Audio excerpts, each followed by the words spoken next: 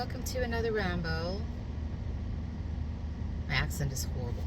Anyways, today I'm gonna talk about everything is you pushed out. It's a very profound quote that I came across, I want to say about a week ago, and I've still been kind of ruminating on it. I haven't really fully come to a conclusion that has satiated, but let's talk about it. When I first came across this quote, I was highly fascinated, and I was also like just kind of like swept away with it, because I mean, it's 5 words and it's so profound, and it's like, wow, you know, everyone is you pushed out. 5 words and so much depth.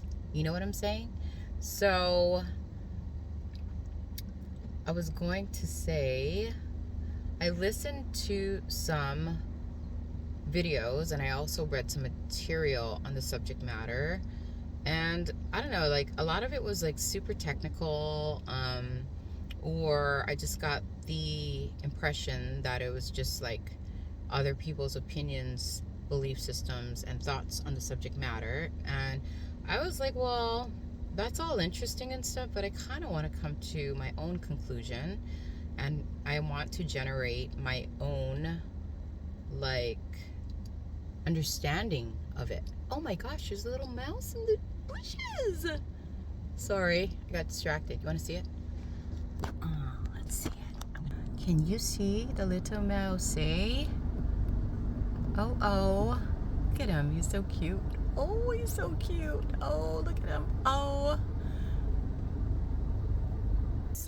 Um, everyone is you pushed out. I don't really have like a firm like conclusion to it, but this is what I've generated so far. Everyone is you pushed out, and I'm going to just kind of focus on people, because I mean, I'm sure it could also like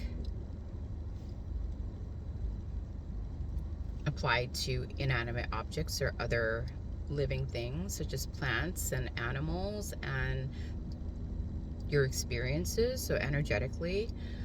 But I'm just gonna focus on people. So I've heard the saying that everyone is a mirror, and I haven't really figured out if that has any relation to everyone is you pushed out. But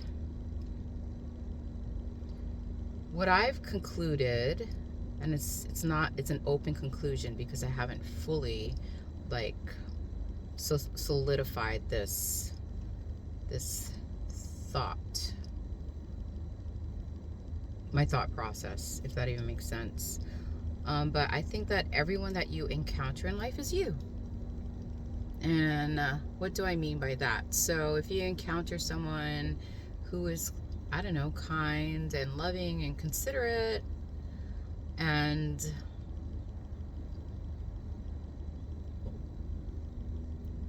you enjoy their company, you're probably experiencing yourself outside of you.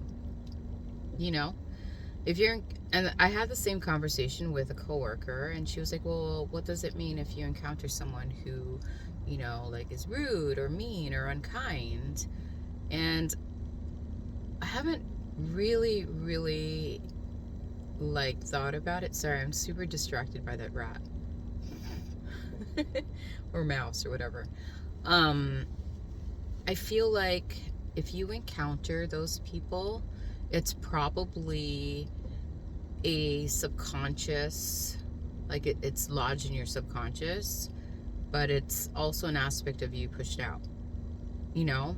And a lot of times when you come across things that you don't like, normally you have a tendency to either fight, flight, or freeze, you know, because it creates a very uncomfortable situation within you. But it's an aspect of you that you probably are unaware of or haven't accepted yet, and it's being pushed out of you.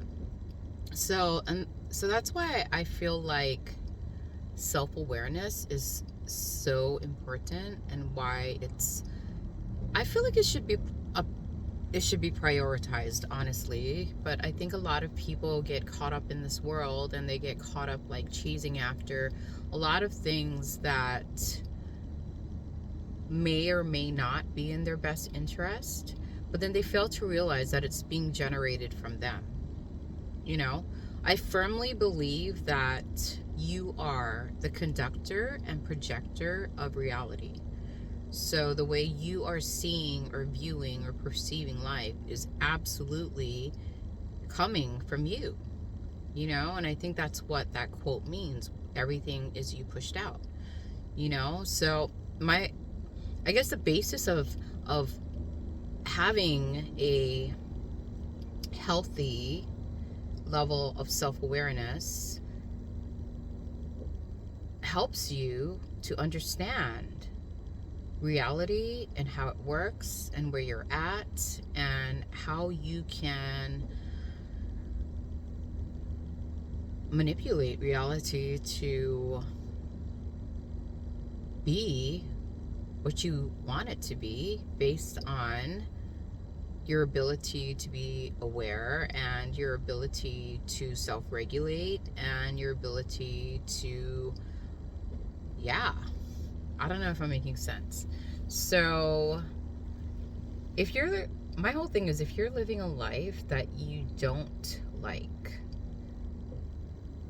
you have the ability to change it, you know? For me, I've been spending a lot of time on self-awareness and expanding my consciousness, I suppose. A lot of work. And I feel like a lot of people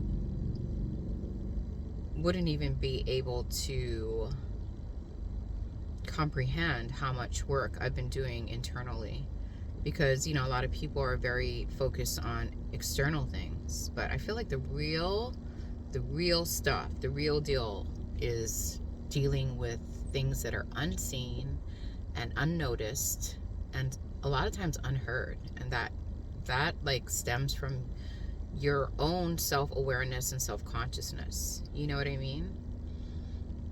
So I've been like putting in a lot of work on this, and so like honestly, if I were to like really look at how I'm currently living my life, I'm living in such a way that is pretty balanced and harmonious and peaceful and effortless. I feel I've rewired my brain to a degree to really radically change my perception on how things work, and everything around me just kind of shifts to align with that perception or vision. So like, let me give you good examples. Before, I used to think that I would have to work really hard to get something, and I have changed my perception to everything is effortless. And honestly, to a very high degree, things have come to me effortlessly, and I can attribute that to, like I said, all the work I've done internally, and how everything is me pushed out. So I've changed.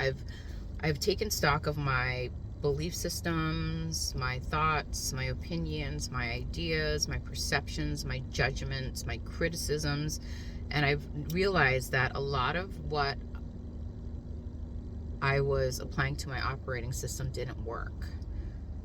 And when I realized what wasn't working, then I started kind of like discarding things and re-implementing things that actually are helpful.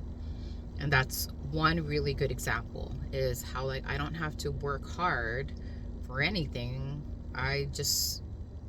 Things come to me effortlessly. And it really does. Another thing that I really had to look at was my abandonment issues. I always thought like, oh, people always leave, or I always attract people who take advantage of me. And that was a belief system that I held on to tightly for most of my life because I didn't realize that I even had it in me.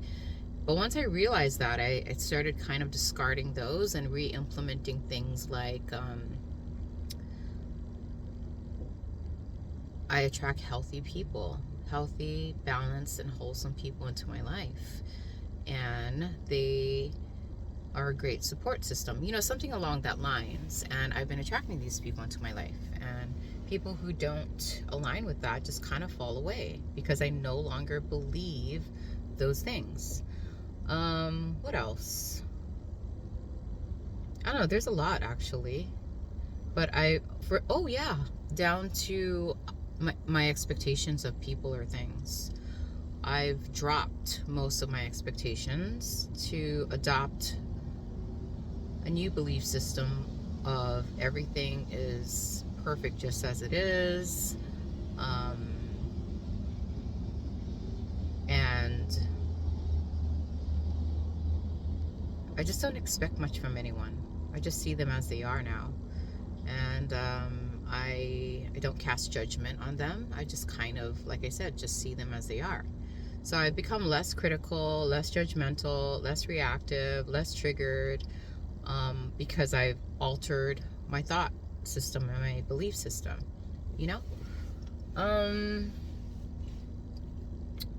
Yeah, I think those are like really major things that I've implemented, and I've noticed that, yeah, when I walk into life, like the things that I push out of myself align with those things. So basically, you are the conductor and projector of your reality, and if you don't like it, change it. But it all starts with you having the awareness of what you've been telling yourself, what you've been believing, how you've been expecting things to show up, and the judgments and criticisms that you've cast upon people, which are simply assumptions based on your current perception or level of it.